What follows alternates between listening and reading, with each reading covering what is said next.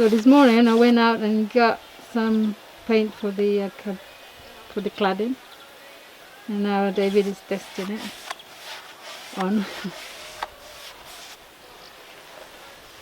It's a lovely day, and I'm a bit worn out from doing the inside floor, so this is a bit of a skive job really. I can just sit in my chair and paint and take it easy. Nothing wrong in that, is there? Yeah. So the color is called ebony. Ebony. Yep. Is almost black, but yeah, it'll dry lighter. Yeah. Goes on nicely. Not cheap. No, it's not cheap because it's a 3-in-1 paint. I'll show you. Oh no. I don't know. Look like that. I have a hay fever, so this is what it's called. Pickle. 3-in-1. What are the three? Anti-pere, Shova, protection from the sun and rain, and I think it's like Antifungal. antifungus, yeah, and insecticide. Yep, that's it. Goes on nicely, I know that.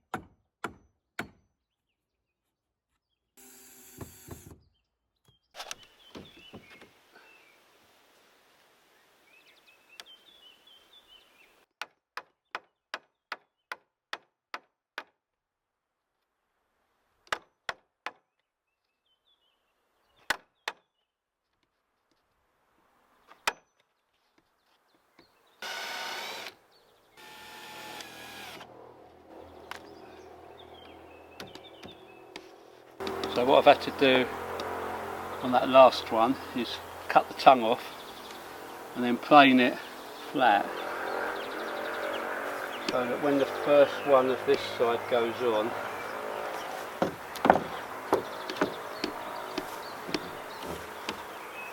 it's a reasonably smooth fit. Now we're having corner pieces on each corner, so all of this join is hidden, but nevertheless you want it a flat surface to affix to when you put your corner piece on.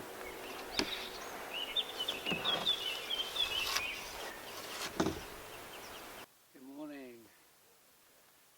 The siding, the ending, let's call it, siding at the end. The penultimate piece going on now. What's taken a bit longer is that I've painted each plank on the inside as well as the finish on the outside, so it's time taken for paint to dry and that sort of thing, and stacking them. Some of them are slightly bowed, so you've got to sort of wrestle with them to get them on. But let's hope this one goes reasonably well. It looks fairly straight, so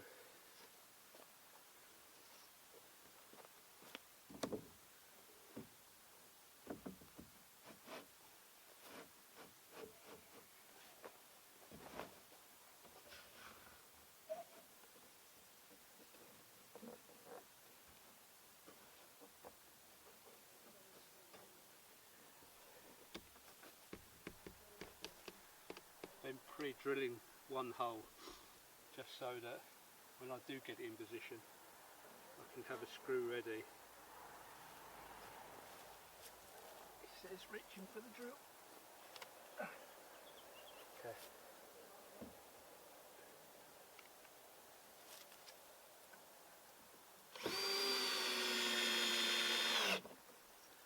Okay, so other screws yet to go in, but yeah, I'm liking this colour. It's probably needing 2 coats. Do you agree, Jen? So, but this particular paint's quite expensive, so it'll get 2 coats when it gets 2 coats.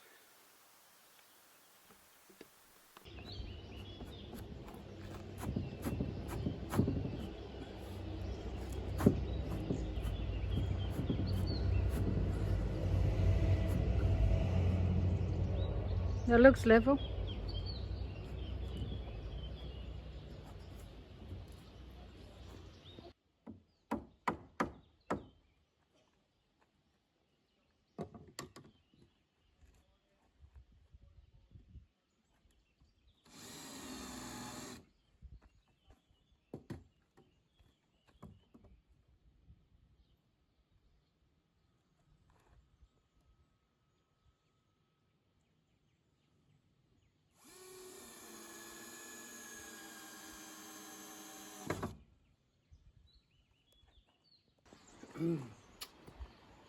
The end of another lovely day of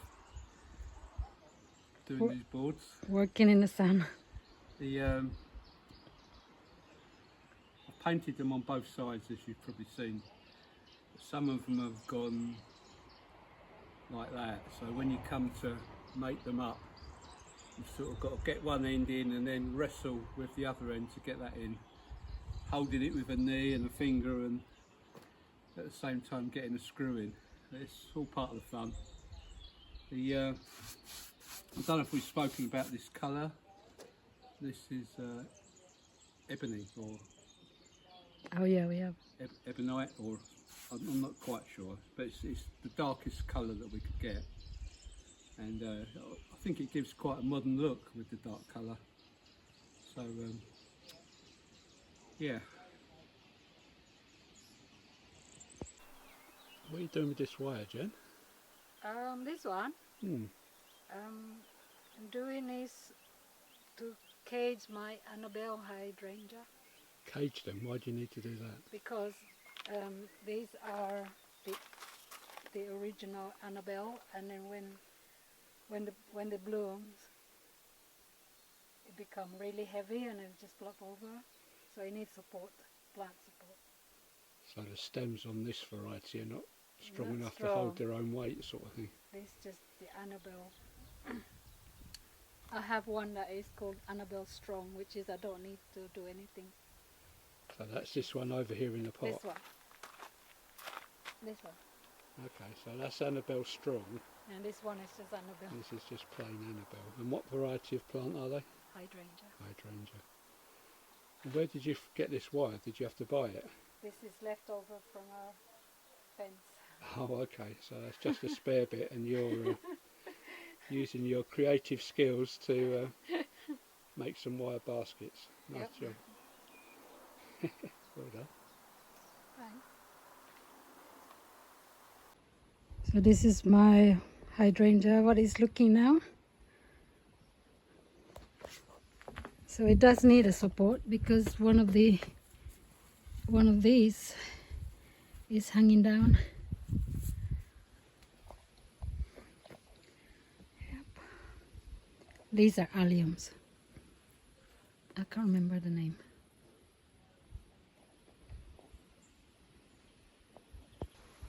And this one is the Annabelle Strong. Don't need a stake.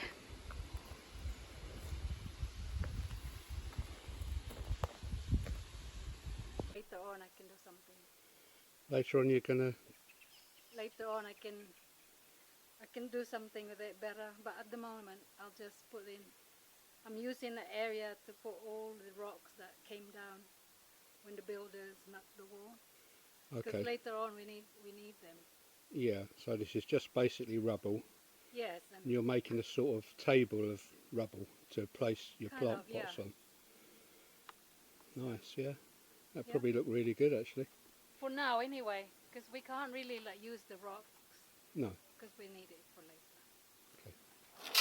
Okay, just that.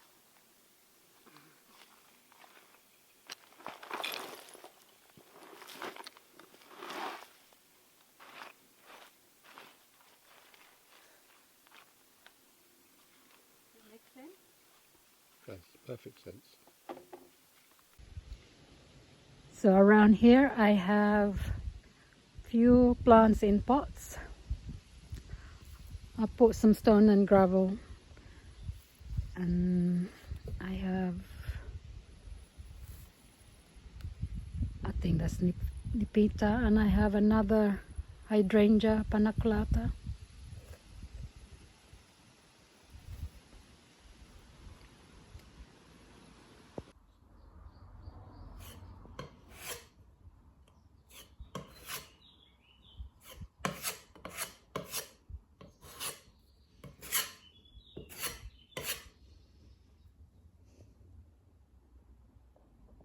So we've laid this floor out, as you know, with the tongue and groove,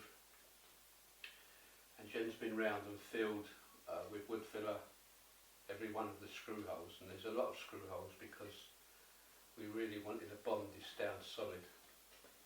What I'm doing today, which I've been doing for a couple of days now, is sanding back not only the filler to get that nice and smooth, but also all the join lines. I'm just running the sander up and down on those so that when we come to lay the next layer of waterproof flooring on top of this one, it will sit as flat as possible. Okay, so I'm going to make a lot of noise now, so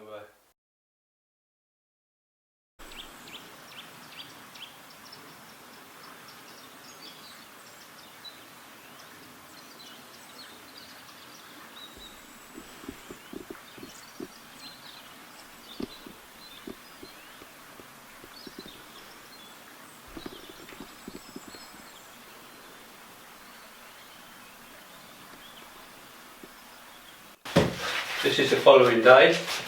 You saw me sanding the floor yesterday, so it's about as smooth as we can get it. Today we're going to put down this underlay before we lay the vinyl flooring. Just want to quickly mention that originally we brought the electric shower unit from England with us, with the idea that we would have hot water through an electric shower. But as I explained, it's 8.5 kilowatt. I went out and bought a suitable cable, and then when we looked into it a little bit deeper, and with some words from a wise friend, he explained because we've only got 6.9 kilowatts coming into the property. Which is, we didn't know that before. No, it's a kind of a, that's Portugal. You get different bands of electricity, and the higher amount that you want coming in, the more you pay. We went for a medium amount of power. 6.9 we were told would run virtually anything that, you know, washing machines, irons, whatever, but it wouldn't run an 8.5 kilowatt electric shower, which we now know. But we've had some good news on that front, which we'll save for now and we'll explain in a later video. So you're going to see us now, hopefully. This is the insulation we got today. And the floor, shall we go get the floor? Shall we lay this first and then talk about the floor after? Okay. In case we mess it up or something. Okay. So this is our job for today. So, how does it go? Do I need them? Squares to the top. That's it.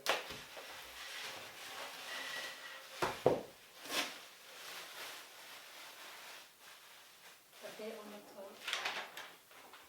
Let's get a picture.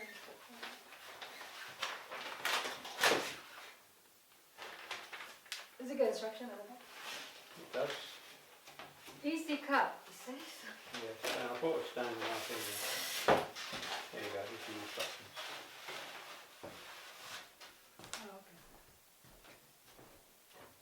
Oh, you have to have a 5 centimeter and a 20 centimeter overlay. Well, really? Well, what is this? That's what it says. Maybe. You need to tape it to the wall.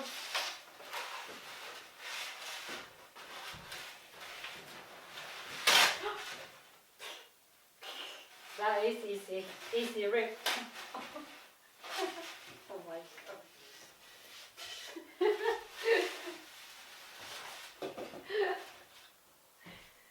Oh dear.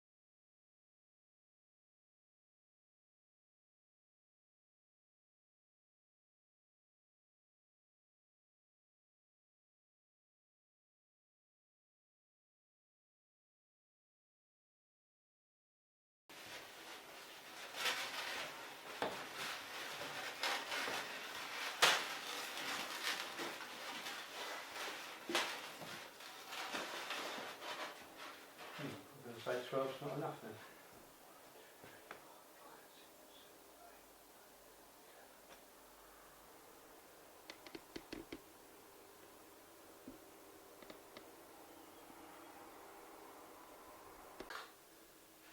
Okay, so this is what we're using. It's a waterproof floating floor in a white oak.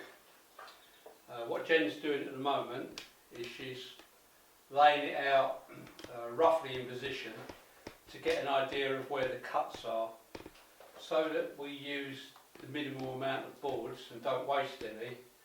Sometimes here and there it's worth cutting 2 inches off the board to move the whole thing along, to then get half a board in that end and a half a board in the next row, and without any real waste. So that's what we're trying to figure out now. I'm on the saw, I'm doing the cutting, Jen's doing all the figuring out because that's what she's good at.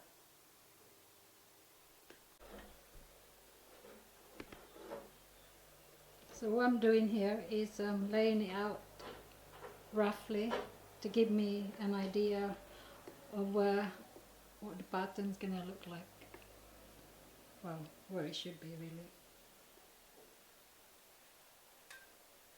Then I can click them together. It's easy.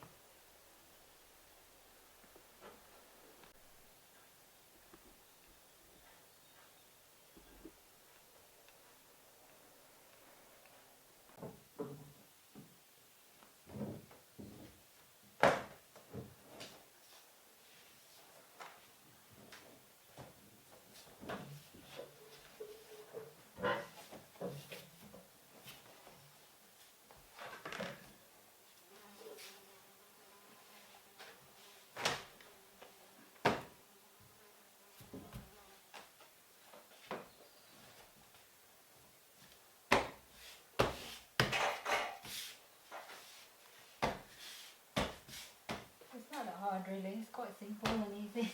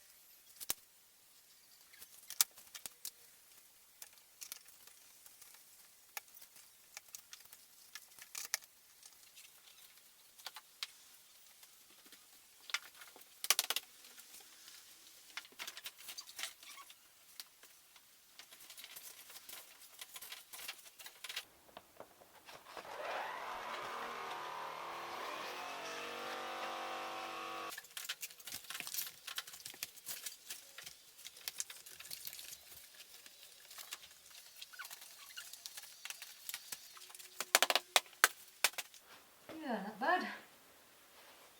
Okay, I'm on the last piece.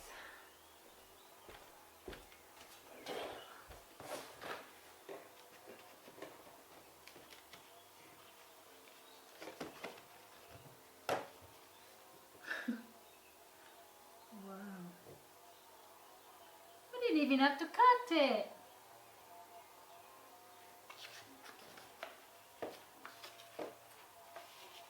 It's a long day. It's been a long day. How silly of me.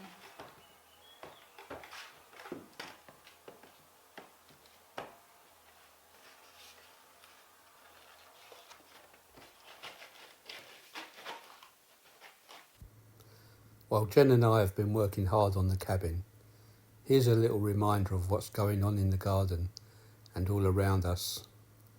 We're truly grateful for Portugal. It's such a beautiful country.